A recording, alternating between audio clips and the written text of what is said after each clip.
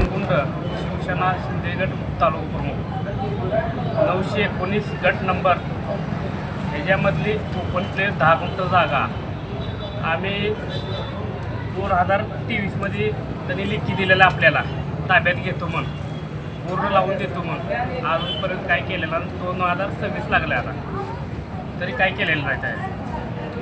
तुम्ही जे 2023ला ओपन जागा आहे किंवा नगर परिषद बोर्ड लावण्याचं पत्र आपल्याला नगर परिषद दिलेलं आहे, त्या गोष्टीला त्या तारखेला किती दिवस झाले? आज 3 वर्ष झाले. 3 वर्षानंतर सुद्धा त्याच्यावर अंमलबजावणी नगर परिषद केली नाही. काहीच केलं. त्यामुळं आज तुम्ही आमरण उपोषण करत आहात.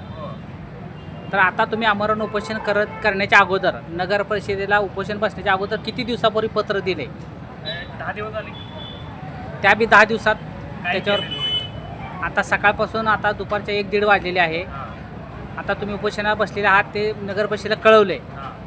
आता अधिकारी येऊन भेटले का आपल्याला नगर परिषदेचे? नाही कोणाला नाही. आता याच्यामध्ये जे तुम्ही गट नंबर 919/अ 10 गुंठे जागा हा जो स्पॉट सांगितलेला आहे मोहोळ शहरातला आहे, तो स्पॉट कुठल्या ठिकाणचा आहे आणि त्याचा मालक कोण आहे?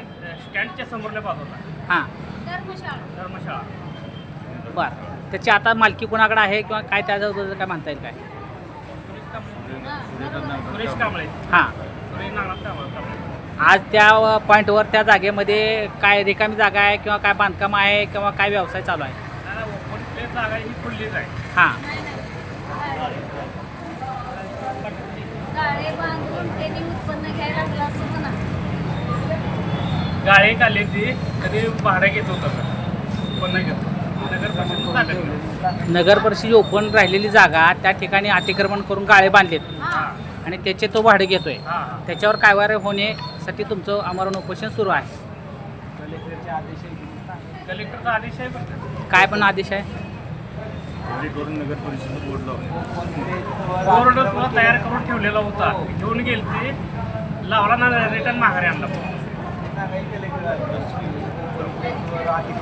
राजकीय दबावामुळं बोर्ड माघारी घेऊन आले अधिकारी.